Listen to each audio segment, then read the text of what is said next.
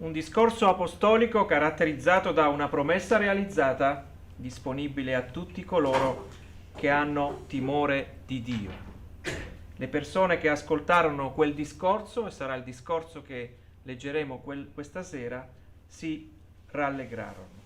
Benvenuti allo studio del venerdì. Stasera riapriamo in presenza a Udine in via Croazia 14, pertanto do il benvenuto sia a coloro che sono qui presenti che a coloro che ci seguono da casa. Un appello questa sera a coloro che temono il Signore, un appello a coloro che sono alla ricerca di risposte per la loro vita, che abbracciano anche la sfera della spiritualità. È una frase che sarà ripetuta più volte nella lettura della seconda parte del capitolo 13 di Atti degli Apostoli, il secondo libro scritto dall'Evangelista Luca. Il testo lo leggeremo a breve. Attingere dalla storia qualche premessa e trovare in essa lo sviluppo del piano di Dio che si adempie in Gesù. Gli antichi romani affermavano che la storia è magistra, è maestra, cioè insegna. In definitiva, se vogliamo sapere come mai il mondo attuale ha questa configurazione, dobbiamo rivolgerci alla storia. Essa ci insegna le origini della società e delle culture, aggiungo di un'alleanza, questa sera parleremo di un'alleanza che Dio ha fatto con l'uomo e la donna. Essa ci porta a conoscenza delle nostre radici, ci avvicina ad un mondo lontano, ma in qualche modo sarà anche familiare, con il quale condividiamo l'eredità. Non solo la storia è magistra o maestra, ma indirizza ad una destinazione futura.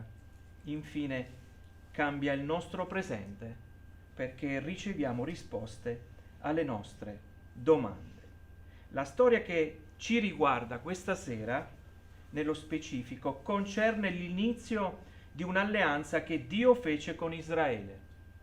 La prima fu con una coppia all'interno di un giardino, questa invece con un popolo, e la promessa avrebbe coinvolto tutti i popoli della terra. Nessuno sarebbe stato escluso da questa alleanza e mi permetto di dire compreso te. Se hai timore di Dio, curioso di conoscere la verità rivelata nella storia. Cosa è dichiarato di Gesù nella storia? Ecco, adesso entriamo. Come l'umanità ne è coinvolta in questa dichiarazione? Infine, quali sono i bisogni che questa umanità ha? Quali sono i tuoi bisogni questa sera? In una giornata di sabato, quella era la data destinata per gli ebrei da dedicare al Signore. Nel trovarsi radunati nella sinagoga, Paolo e Barnaba sono seduti, ascoltano, si lasciano coinvolgere nella narrazione che venne annunciata dai capi della sinagoga. Si lessero infatti dei testi che oggi sono collocati all'interno dell'Antico Testamento, in particolare i libri della legge e dei profeti. Una consueta giornata di sabato. I presenti non sono solo ebrei, ma anche uomini e donne che avevano timore di Dio, ma guardate cosa accade. Atti 13, 14 e 15, essi, passando oltre Perga, giunsero ad Antiochia di Pisidia, ed entrati di sabato nella sinagoga si sedettero. Dopo la lettura della legge dei profeti, i capi della sinagoga mandarono a dir loro: fratelli, se avete qualche parola di esortazione da rivolgere al popolo, ditela. Una parola di esortazione è chiesta all'Apostolo Paolo per coloro che erano presenti lì. L'esortare spinge qualcuno a fare qualcosa, spinge a fare un passo in avanti, a prendere una decisione. L'esortazione nasce dalla presa di coscienza di ciò che si sta dicendo e ci si assume la responsabilità di fare delle scelte. Paolo Apostolo si alza in piedi, guardate come questa narrazione ci coinvolge dentro quello che sta accadendo. Si alza in piedi, fa un cenno con la mano come per attirare l'attenzione, per avere l'attenzione di coloro che erano presenti. Non c'erano microfoni, ma immagino c'era una grande acustica per essere ascoltato da tutti in quella sinagoga.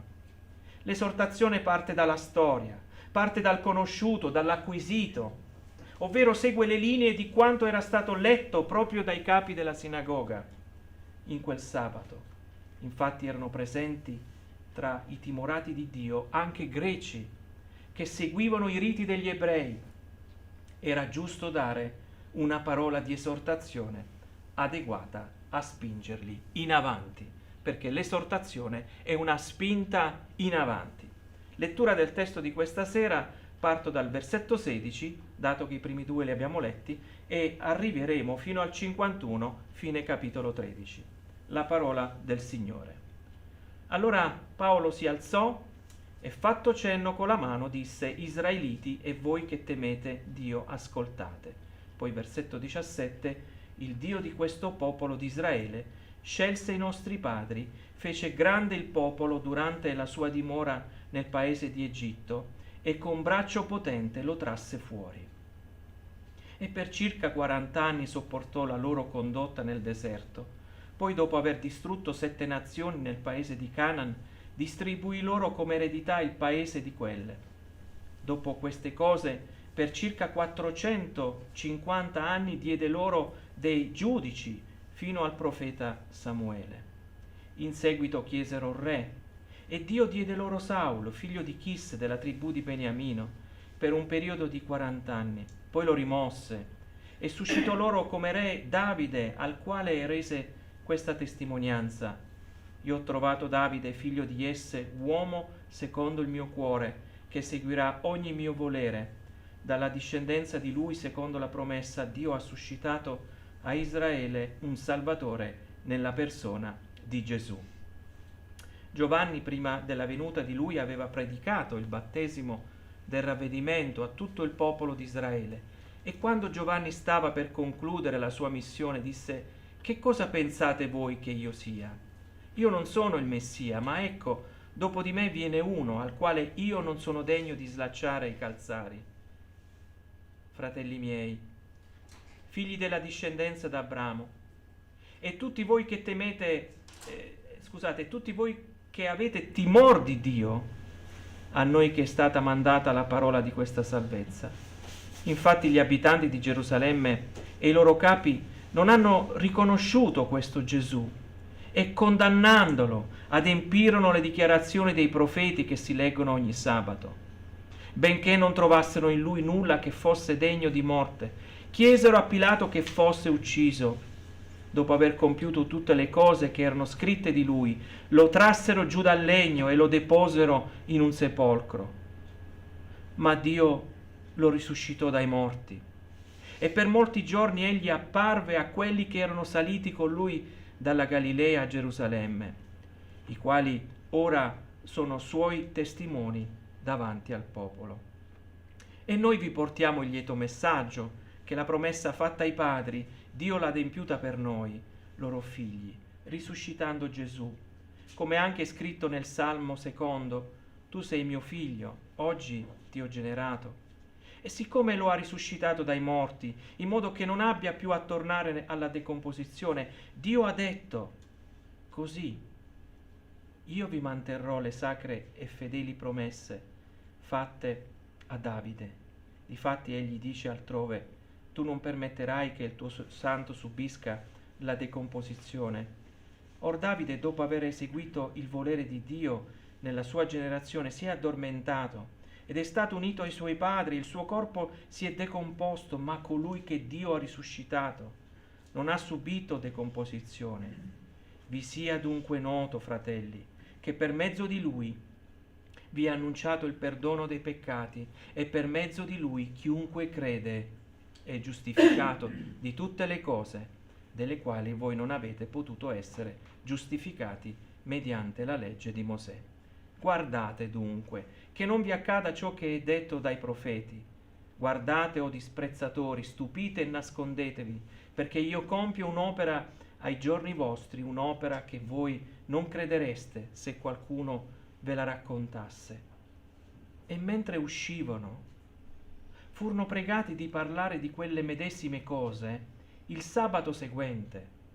Dopo che la riunione si fu sciolta, molti giudei e proseliti pii seguirono Paolo e Barnaba, i quali parlando loro li convincevano a perseverare nella grazia di Dio. Il sabato seguente quasi tutta la città si radunò per udire la parola di Dio, ma i giudei, vedendo la folla, furono pieni di invidia e bestemmiando contraddicevano le cose dette da Paolo.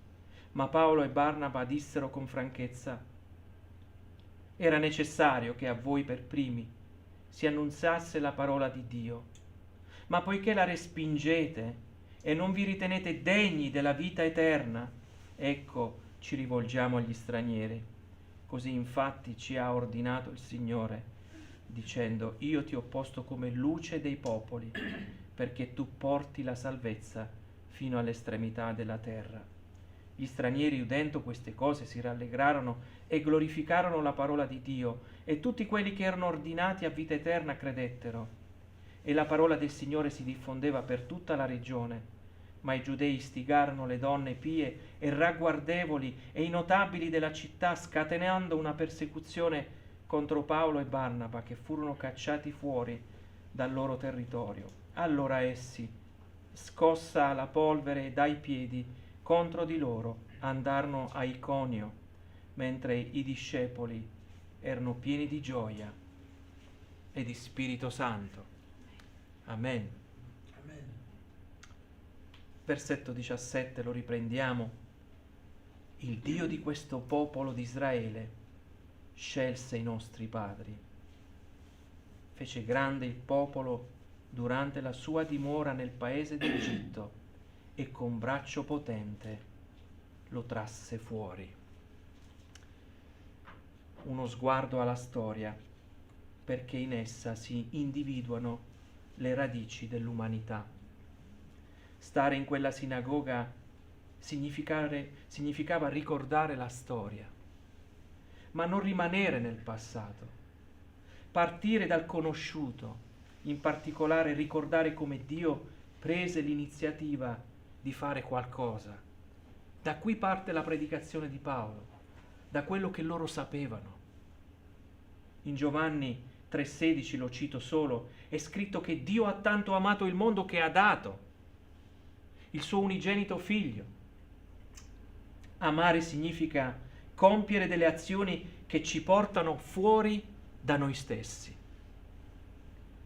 Dio li ha amati, in particolare in un momento storico che li vedeva schiavi e sotto il controllo di un popolo molto potente come gli egiziani. Il testo da poco letto ci dice: e con braccio potente li trasse fuori. Non so cosa pensiamo, ma non è facile tirare fuori un popolo indenne, senza nessun graffio, prigioniero e schiavo di un altro popolo. In una situazione del genere si potrebbe dire: non c'è scappato neanche il morto. Ovvero quella liberazione avrebbe prodotto dei costi. Ma la storia narrava che uscirono, anzi, uscendo furono arricchiti da quella schiavitù, perché ricevettero oro, argento, vestiti dalle mani degli egiziani, proprio da coloro che li avevano schiavizzati. Da qui in poi Paolo, apostolo, coinvolge Dio come soggetto che si esprime con la potenza del suo braccio. Versetto 18: e per circa 40 anni sopportò la loro condotta nel deserto. Dopo quella uscita, che non solo aveva loro restituito la libertà, ma anche doni, Dio avrebbe tollerato, sopportato una condotta sconsiderata per 40 anni, nonostante li avesse liberati da una schiavitù. Un viaggio previsto, non so se sapete, ma erano necessari 11 giorni di viaggio per attraversare quel deserto. In realtà si sono trasformati in 40 anni di viaggio. ha sopportato i comportamenti, gli umori, gli atteggiamenti. Di fatto Paolo sta dicendo che Dio è stato fedele nonostante la loro mancanza di fede. Guardate come lo sviluppo di questa predicazione all'interno di questa sinagoga di Paolo è coinvolgente e li sta indirizzando a comprendere attraverso la storia che avevano bisogno di un punto di svolta che ai loro giorni sarebbe arrivato con Gesù. Versetto 19. Poi, dopo aver distrutto 7 nazioni nel paese di Canaan, distribuì loro come eredità il paese di quelle. Il suo braccio non solo si mostra nel liberarli da una schiavitù, come anche tollerare questi 40 anni nel deserto, ma anche da una terra. E che terra? Quella di Canaan, scacciando tutti i popoli malvagi che l'abitavano. Dio ha donato l'eredità della terra, non avendo loro né seminato né piantato alberi. Sono entrati e c'era il raccolto pronto. Iniziarono ad abitare quella terra. Avevano a disposizione delle guide, prima erano dei giudici, poi vollero un re. Poi questo re fu destituito da un re benigno, come Davide, caratterizzato e conosciuto come un re con il cuore di Dio. Pensate Paolo, l'avanzamento di questo sermone, dove sta andando. Versetti 22 e 23. Poi lo rimosse, parlando di Saul, e suscitò loro come re Davide, al quale rese questa testimonianza: io ho trovato Davide, figlio di Jesse, uomo secondo il mio cuore, che seguirà ogni mio volere. Dalla discendenza di lui, secondo la promessa, Dio ha suscitato a Israele un Salvatore nella persona di Gesù. Ecco qui il messaggio dove punta. Dopo quella rimozione Dio sostò in mezzo al suo popolo. È scritto che il re eseguiva ogni suo volere, poteva ed era in grado di compiere la volontà di Dio. Le promesse e la storia narravano che in quella sua discendenza ci fosse un seme particolare, un seme di speranza che puntava molto più in alto. Potete immaginare ora cosa sta accadendo dentro quella sinagoga. La storia promuove una persona che da poco tempo era stata in mezzo a loro, ma non era più in mezzo a loro. Ma la sua potenza non era passata certamente inosservata. La sua morte, la sua resurrezione aveva fatto tanto rumore, non solo a Gerusalemme, ma anche altrove. Allora Paolo inizia il suo discorso di esortazione con un Dio che libera e presenta ora un Dio che salva. Vedete lo sviluppo nella persona di Gesù. È la persona che salva, ha un corpo di uomo, serve quello per questo tipo di compito, come anche possiede una natura divina, essendo anche Dio, vero uomo e vero Dio. Con queste due nature Gesù assume il ruolo di Salvatore. Era una parola conosciuta e spesso veniva conferita ad un re che liberava un popolo.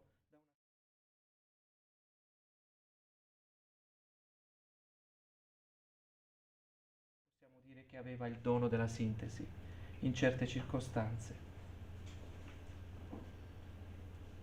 Abbiamo bisogno di essere liberati da una schiavitù, sta dicendo, diversa dall'oppressione di un popolo come quello egiziano, quanto una schiavitù che ci impedisce di leggere la vita in relazione a Dio.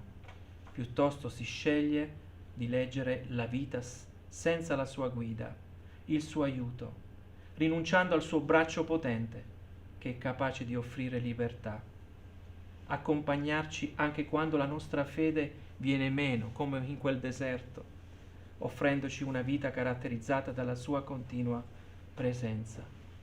Ora Paolo guarda i giorni della croce, vedete, 1000 anni sono passati in un breve messaggio, ora guarda alla croce. Versetto 26, fratelli miei, riprende il presente, figli della discendenza di Abramo, e tutti voi che avete timore di Dio, a noi è stata mandata la parola di questa salvezza. Infatti gli abitanti di Gerusalemme e i loro capi non hanno riconosciuto questo Gesù e condannandolo adempirono le dichiarazioni dei profeti che si leggono ogni sabato, benché non trovassero in lui nulla che fosse degno di morte, chiesero a Pilato che fosse ucciso. Dopo aver compiuto tutte le cose che erano scritte di lui, lo trassero giù dal legno e lo deposero in un sepolcro. Ma Dio lo risuscitò dai morti e per molti giorni egli apparve a quelli che erano saliti con lui dalla Galilea a Gerusalemme, i quali ora sono suoi testimoni davanti al popolo. Ecco la connessione che Paolo sta chiedendo, sta dichiarando a coloro che lo ascoltano.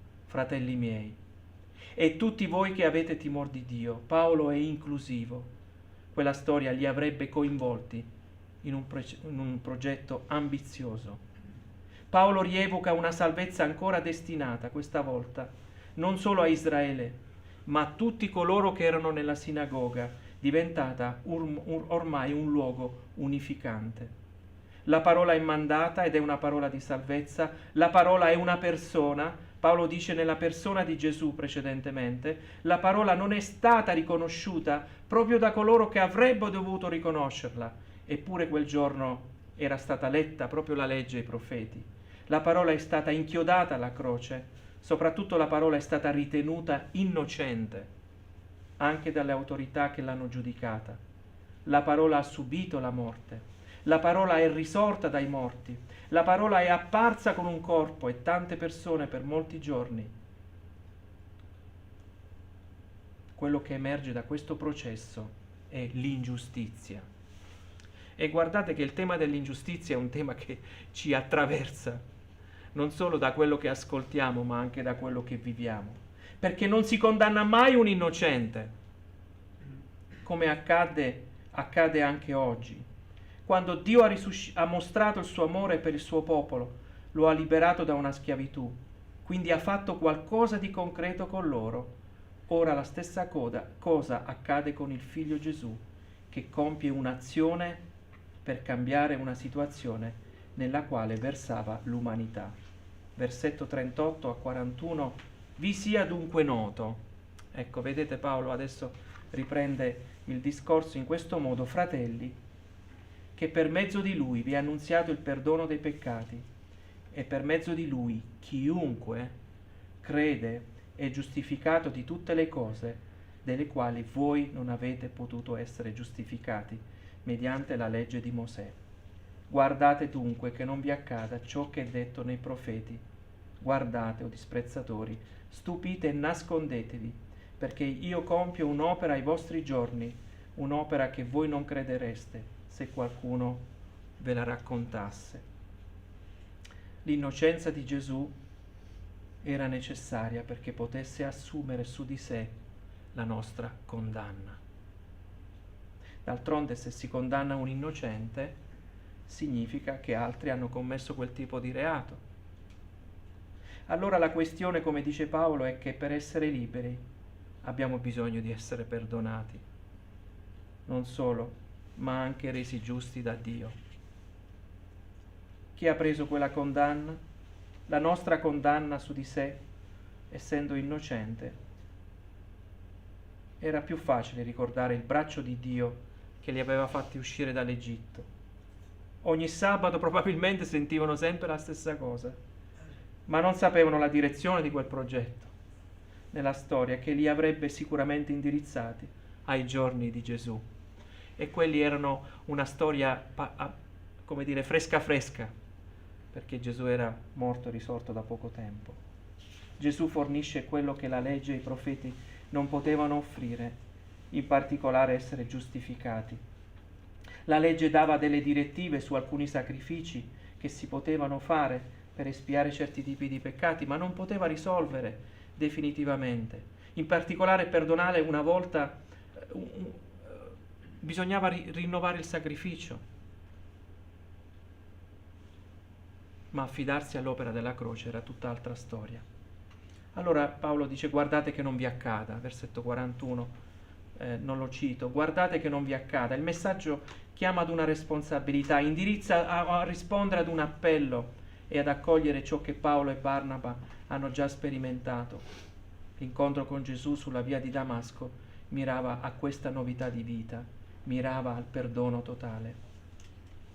Quell'atto di amore di Dio che lo ha visto protagonista attivo nella storia, nel liberarli e nel donare a loro ricchezze, non era finito.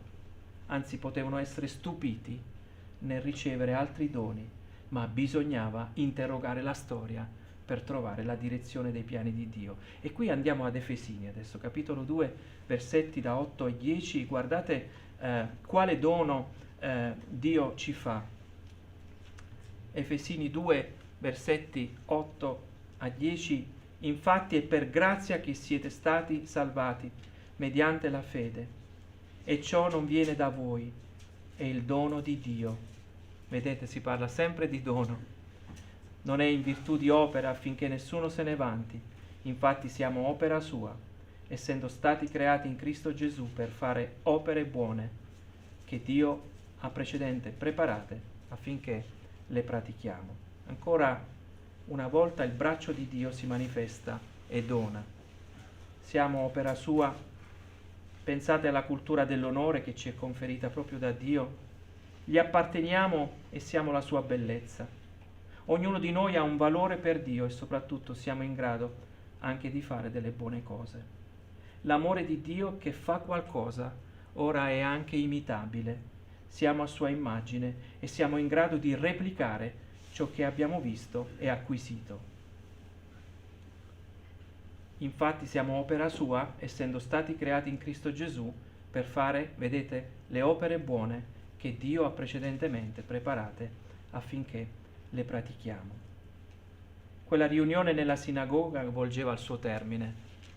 Gli animi si iniziarono a infiammare, tante erano le risposte ricevute alle loro domande.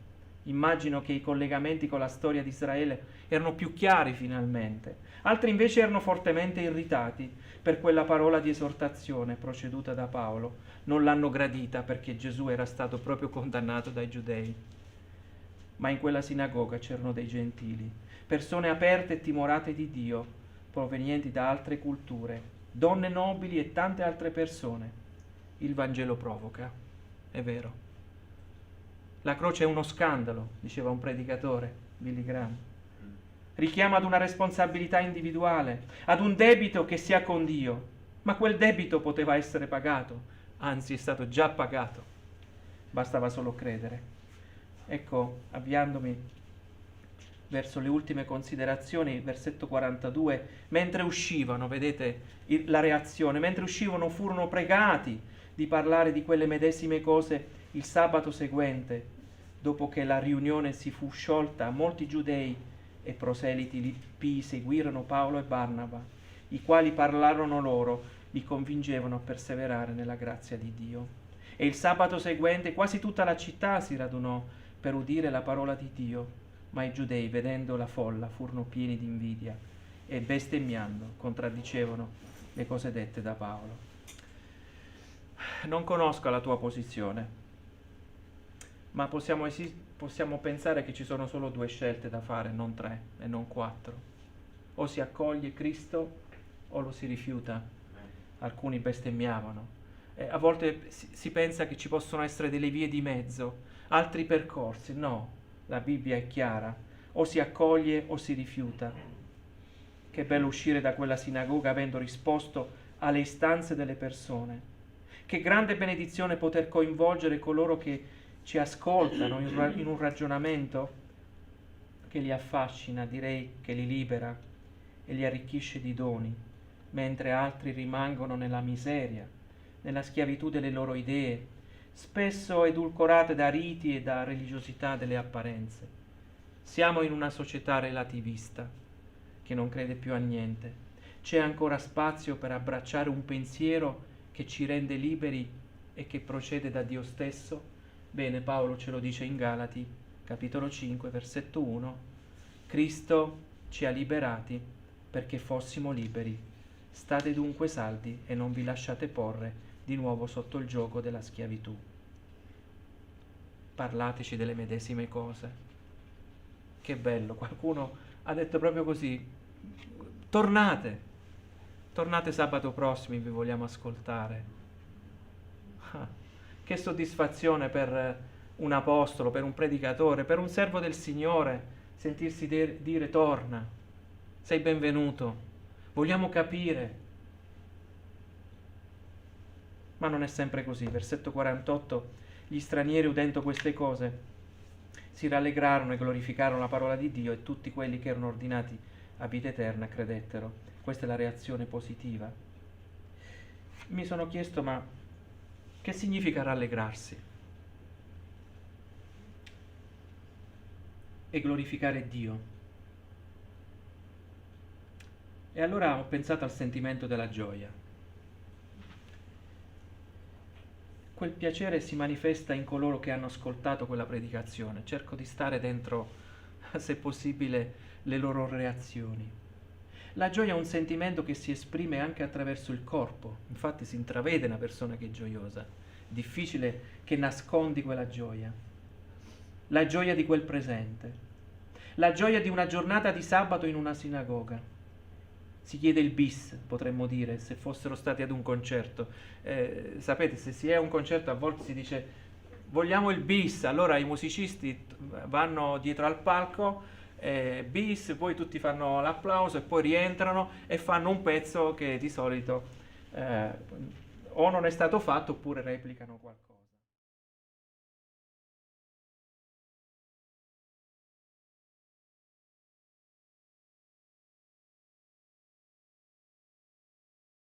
E si desidera che questo benessere non cessi. Ecco perché ha detto tornate. Tornate, vogliamo ascoltarvi. La gioia è contagiosa perché si vuole condividerla con altri. A livello istintivo la gioia si traduce con un'apertura verso gli altri, si condivide con spontaneità. A livello sociale la persona gioiosa cerca di organizzare la condivisione di questa gioia. Ecco perché nascono le chiese. Ecco perché dalle case si passa alle sinagoghe e poi si costituisce la chiesa, perché la gioia deve stare insieme. È contagiosa, è un virus. Lo stesso Dio che con braccio di ferro liberava Israele dalla schiavitù d'Egitto è anche colui che avrebbe dato all'umanità il suo unigenito figlio, affinché, come è scritto, chiunque crede abbia vita eterna. È sempre lui che agisce e nella circostanza ordina vita eterna, pertanto furono posti nella condizione di credere. La tensione tra sovranità di Dio e responsabilità dell'uomo è visibile e non c'è un punto di incontro,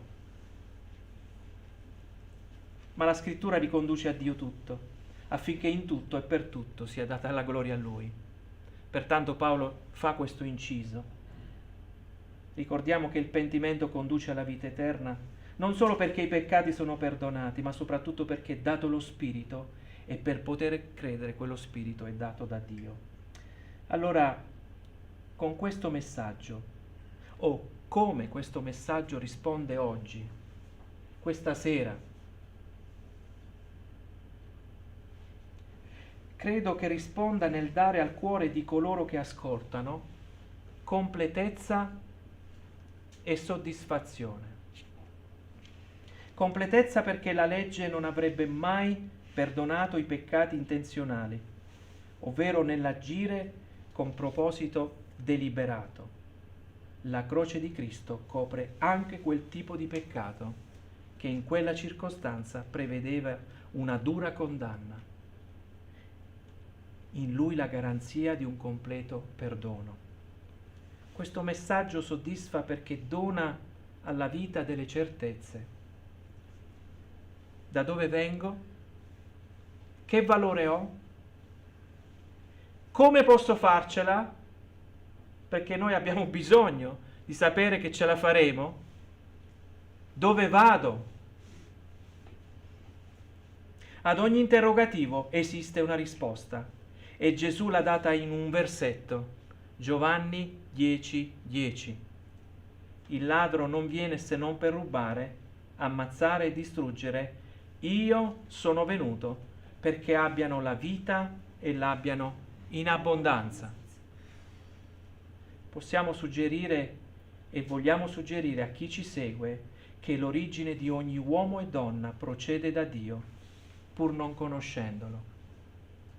La vita che Gesù offre e la offre in abbondanza è un messaggio di speranza per ritrovare questa identità perduta, non più orfani, ovvero non sapere di chi siamo figli, piuttosto incontrare colui che ha desiderato e voluto che noi esistessimo. Allora ritorniamo al primo versetto e concludiamo, versetto 17. Il Dio di questo popolo di Israele scelse, dirà Paolo. Il Dio di questo popolo di Israele scelse i nostri padri, fece grande il popolo durante la sua dimora nel paese d'Egitto e con braccio potente lo trasse fuori. È sempre Dio che viene all'umanità e lo fa ancora una volta con la scelta di un popolo affinché portasse questo lieto messaggio ad altri popoli. Pertanto c'è un interesse all'umanità. Che valore hai per Dio? Ecco la risposta nella sua scelta di venire a noi. Come posso farcela? Possiamo affrontare in questa relazione tutte le esigenze della vita con la forza della salvezza che Gesù ha offerto alla croce. Dove vado? Si va nella direzione della risurrezione. Cosa c'entra la risurrezione di Cristo con il mio e il tuo futuro? Significa che dopo la morte c'è la vita, come anche Cristo per prima lo ha sperimentato, vissuto e inaugurato per noi ed è stato visto da centinaia di persone. Conoscere queste verità, espresse da Paolo in una sinagoga, hanno riempito tutti i presenti di gioia e si sono rallegrati. Perché? Perché sono stati appagati i loro bisogni più profondi. Il messaggio del Vangelo è ancora un messaggio appagante. Gesù è estremamente attraente e sarebbe opportuno sottolineare la sua bellezza, non tanto quella fisica, che tra l'altro non conosciamo, ma quanto ciò che ha realizzato per tutti coloro, come dirà Paolo, in quella sinagoga hanno timore di Dio. Buona ricerca.